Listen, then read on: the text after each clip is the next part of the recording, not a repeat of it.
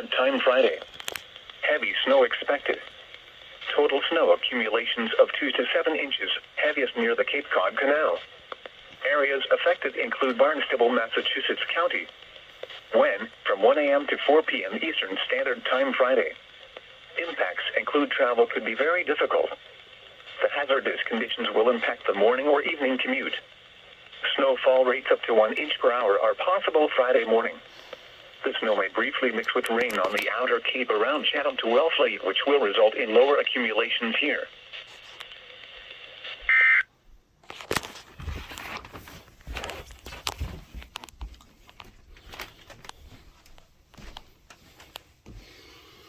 That's number 3 of the day. Now, because it's only for Barnstable County, that's not going to trip. It's unfortunately not going to trigger KHB 35. I'll be back with anything else. And of course, I will have video of the storm tomorrow. Catch you later.